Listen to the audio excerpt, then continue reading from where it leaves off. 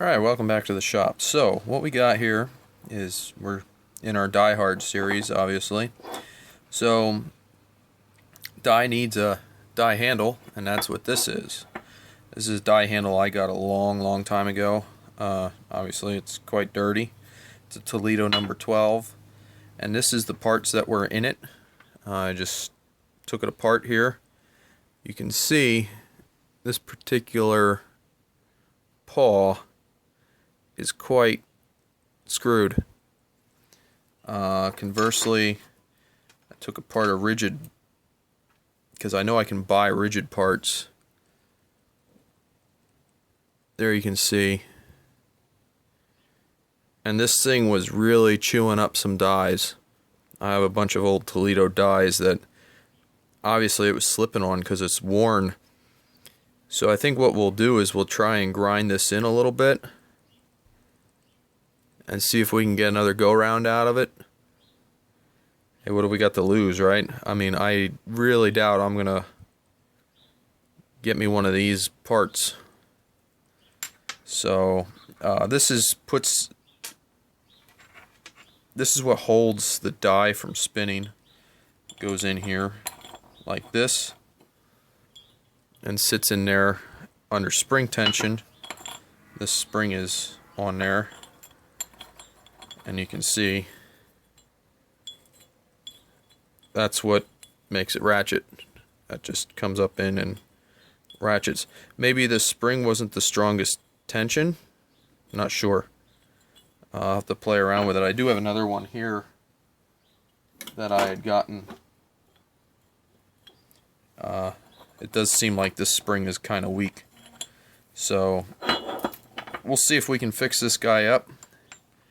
Maybe get another spring, a little bit higher tension.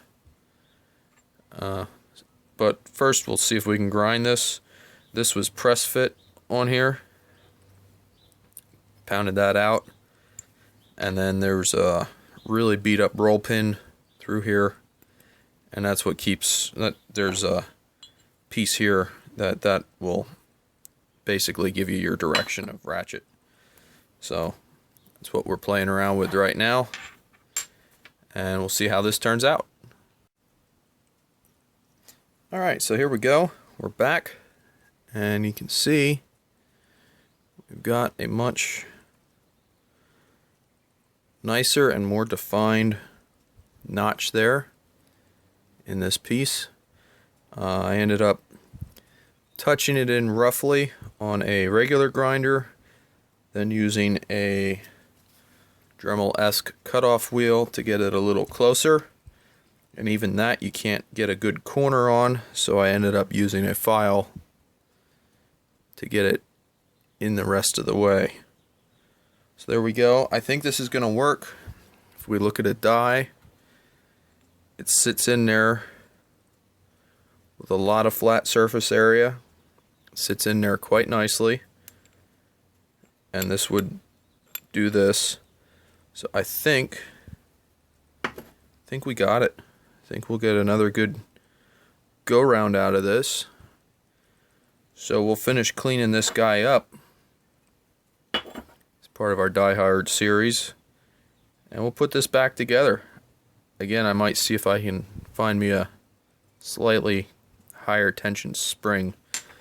What you do with these is you measure this dimension, the wire dimension, the inside dimension, all that fun stuff. And I think what I'll do is maybe just get like a wire size or 2 wire sizes bigger. And that'll give me a little bit more tension. And we'll see how that works. That might be what happened here. This thing just lost tension. Would have been nice to get another one, but I think this will work. I think it'll work. So we'll give this a go. Rebuild this thing. Also order myself some new roll pins because that's been through it and had it. So there we go. To be continued. And then there were 2. So I had another one of these, took it apart. You can see that this other guy was really worn. So it actually, there's a See a mark in the casting there. So there's how much of this thing should be ground down, evidently. Probably to give it some wear room. So I might see if I could take this down a little bit more. I mean, at some point we're going to lose a little bit of effectiveness because this slug is going to keep pushing out. But, yeah, you can see the way. Actually, it looks like the diameter on the two might be a little different.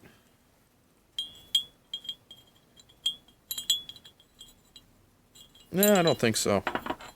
It's just the orientation of how much more worn this one is. There you go, you can see that. That one really wore down over the years. So we'll keep playing around with this. I think we'll get it somewhere that we can use it though. Interesting.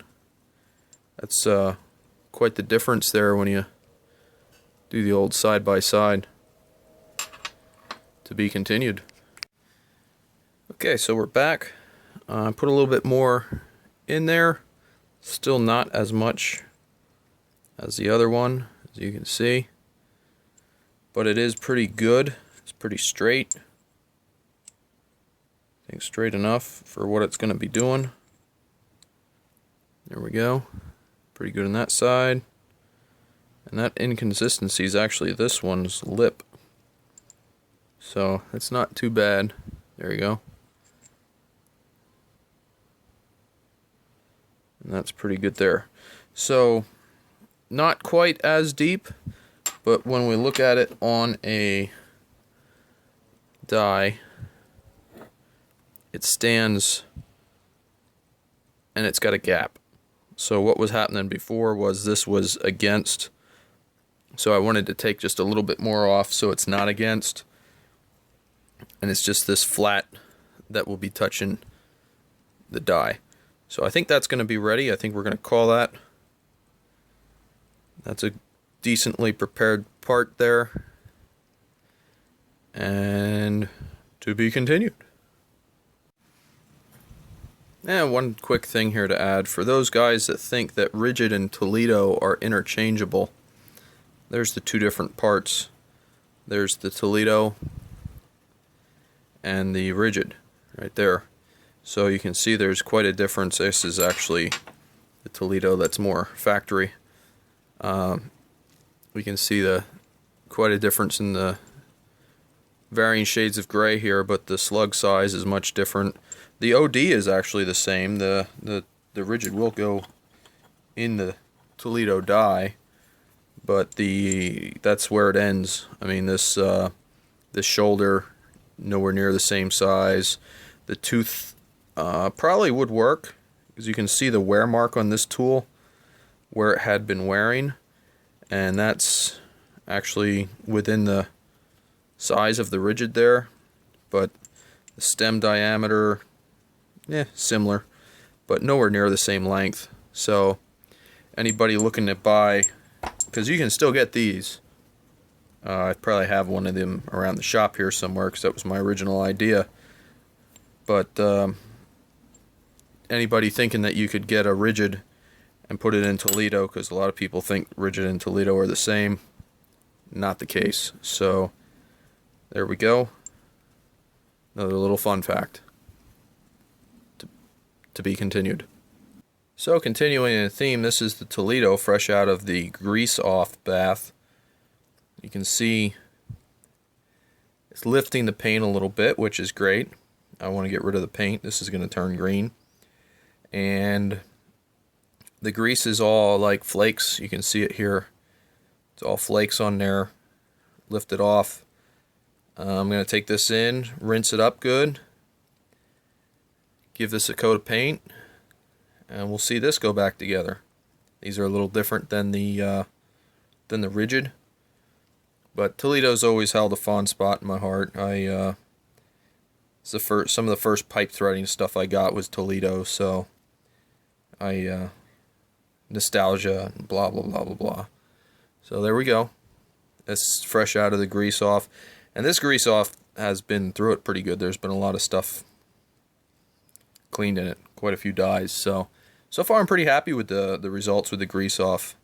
I'll get this cleaned up and maybe we'll do another picture when we come back.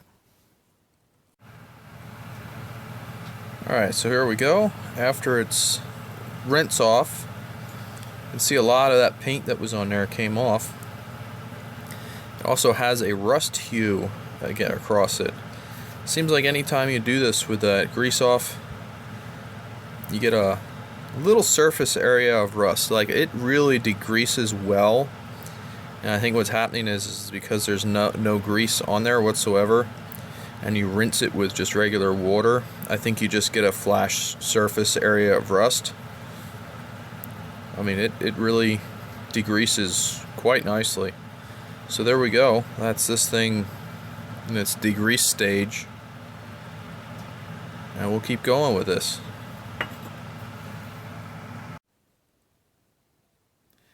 Alright, so here we go. This whole thing is wire wheeled off.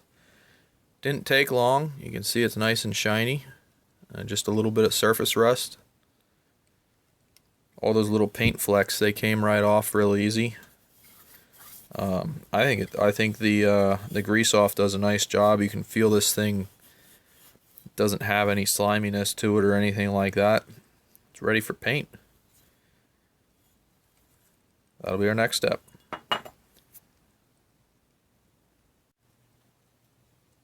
Okay, so this thing here, all nicely painted, cleaned up, ready to go into service, except we got to put it back together. So Toledo's go back together very similar, but different. You have 4 components inside of here. You have the ratchet paw, which we looked at before, spring, and then that goes in here and is captured in this casting. And then there is a hole there that this roll pin goes into. And then this also gets press fit onto here. And I'm just going to probably set that with a hammer.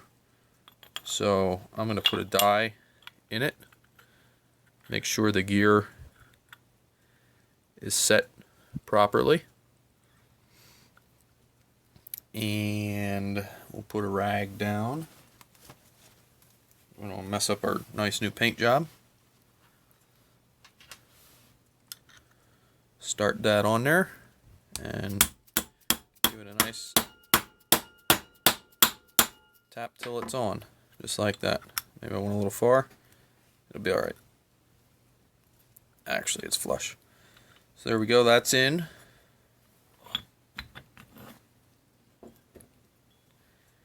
And now, I'll try for the roll pin. These things can be a little tricky. Actually, maybe I want to let this die in it.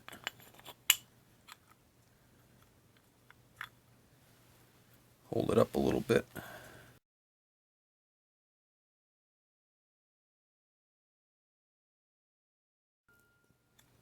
There we go. Equal on both sides, I believe. Yep. So that will work.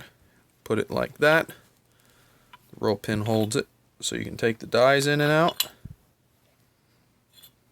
This die hasn't been done yet. And there we go. Put back together. So we also finished up our other one here. Now this one, because it was worn, I ended up grinding this V-slot here a little bit deeper so that this could go in further, and we ended up filing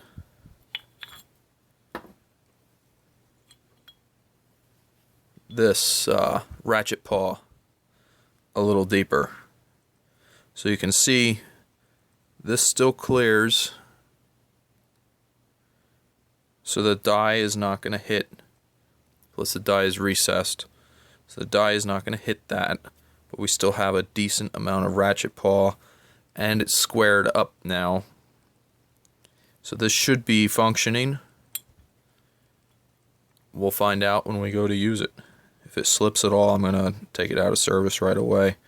I don't want to mess up the dies. There's a bunch that have been messed up by this thing in its previous configuration. The yellow paint's nice. I don't know if you can make it out on camera or not, but it's a little thin going on.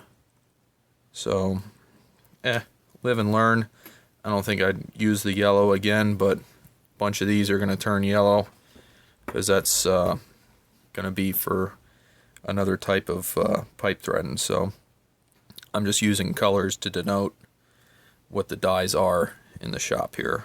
A little easier to keep track of everything. So, and I got the ability to do it.